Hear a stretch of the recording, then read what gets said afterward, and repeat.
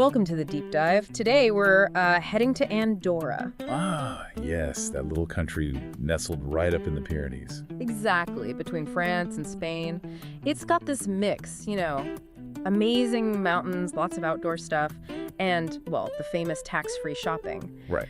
So our mission really is to get a quick handle on what makes Andorra special. We're using a short travel guide as our source here.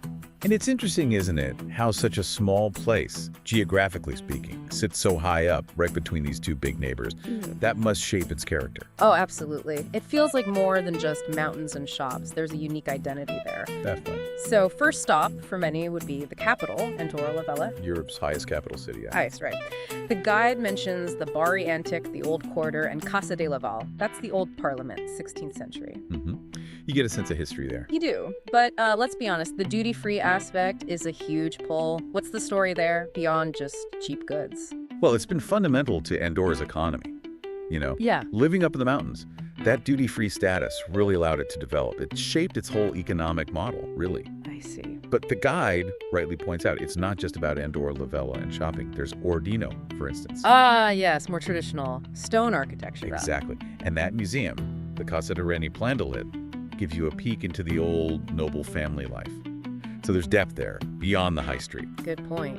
And then there are places like In Camp and Canillo. The guide flags these as hubs for outdoor activity. Right, bases for hiking or skiing. Plus, they mention charming churches, which speaks to that deeper cultural layer. So it really serves two masters, nature-wise, skiers and hikers. Pretty much, yeah. A real paradise for both. Yeah. Winter obviously means skiing. Gran Valira is massive, one of the biggest areas in southern Europe. Wow. And Velnor Rinsel is apparently great for families, maybe intermediate skiers. Okay. And come summer, the snow melts, and boom, it's hiking, mountain biking, wildlife watching. And that valley the guide mentions, Madrio Perafita Claro. Yes, the UNESCO World Heritage Site. Glacial landscapes, old shepherd huts. The guide calls it unforgettable.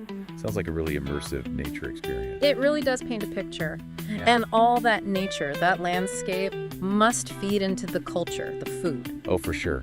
The guide talks about that mixed Catalan, French, Spanish influences. You see it in the buildings, like those Romanesque churches. Saint Joan de Caselles is mentioned. And it's in the language, Catalan's the official one, but others are spoken widely. And in the festivals, though the guide doesn't go deep on those. Right. And the food, well, it's mountain food. Hearty.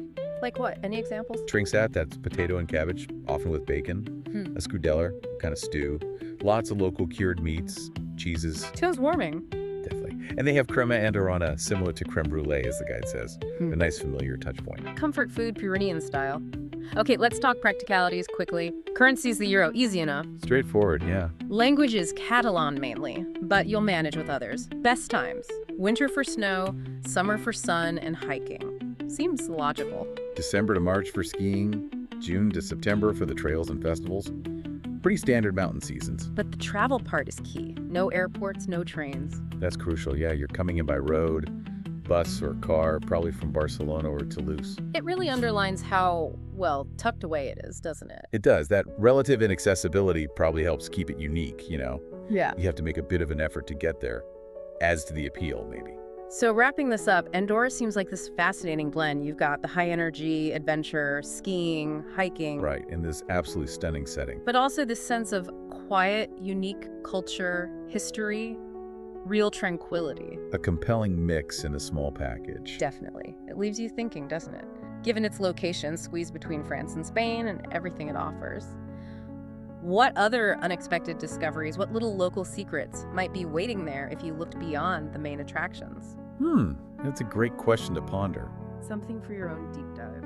Until next time.